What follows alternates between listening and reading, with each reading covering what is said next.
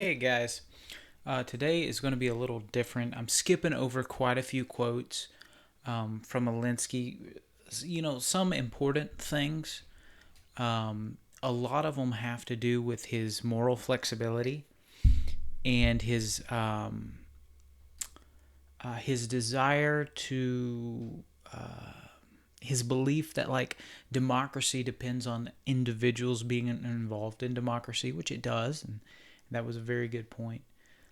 He talks about the one of the biggest threat to the future of America is people not being involved politically, and I would agree to that because if the masses aren't involved, you tend to end with just a couple of extremists controlling the thing.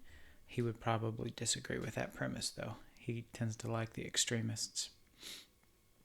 Um, but when it comes to Alinsky and ethics, his views are like this, and I quote: "The most unethical of all means is the non use of any means." That means he thinks it's most immoral for you to not act than act in a immoral way. That can be very, very dangerous. He talks about war being that basically the ends justify the means. He talks about the more you're concerned with ethics. Let's see. The basically you need to be morally flexible in order to achieve what you want. This is one of the reasons why Christians have such a hard time deciding that Alinsky is indeed someone that they want to emulate. Um, and so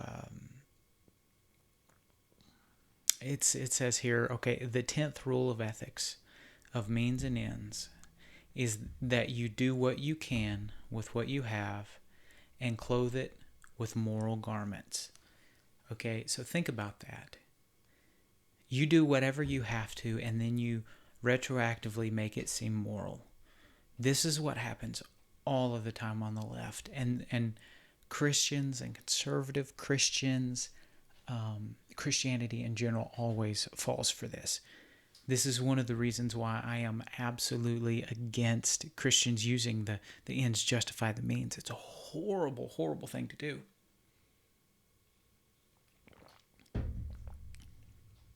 And Christian leaders especially, we have to make sure that the means are within Christ, and then we go about finding the solution and coming to a good and justifiable ends.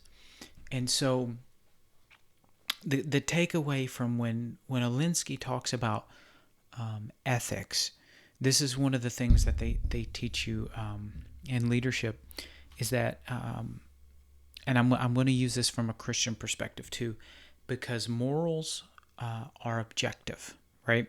It's the way I view morals. A lot of scholars agree with that's a good way to judge morality. And so, like, you need an external source for that morality. Christians use the Bible. If you act within the bounds of the Bible, you're acting moral. If you act outside of it, that's considered immoral. But ethics, on the other hand, are what we as a society agree on.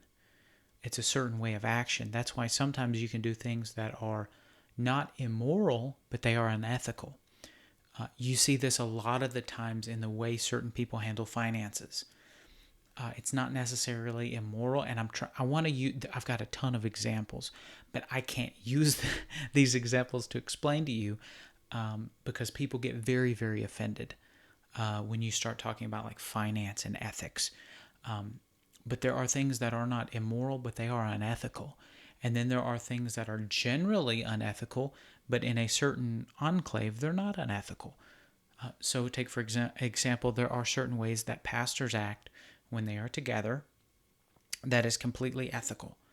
The consensus is ethical.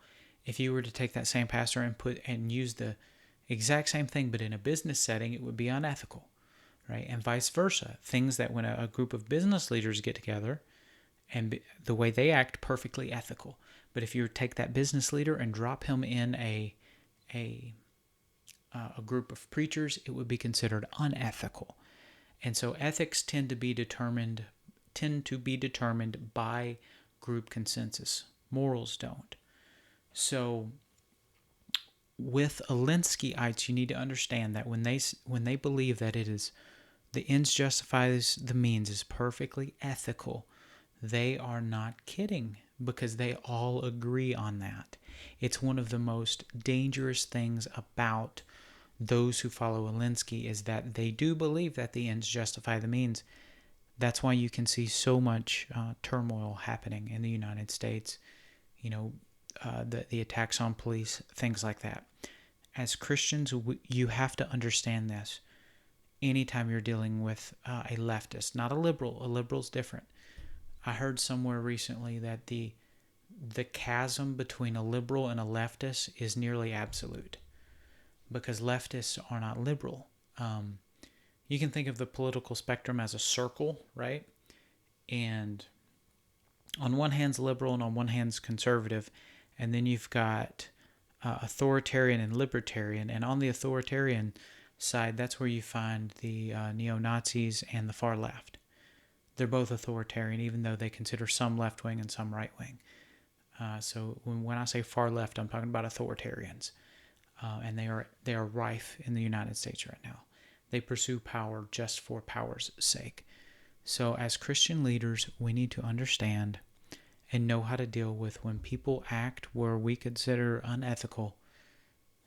They are operating ethically within their own ethos. And so it makes it hard to combat, because they're gonna do things outside of what you would do.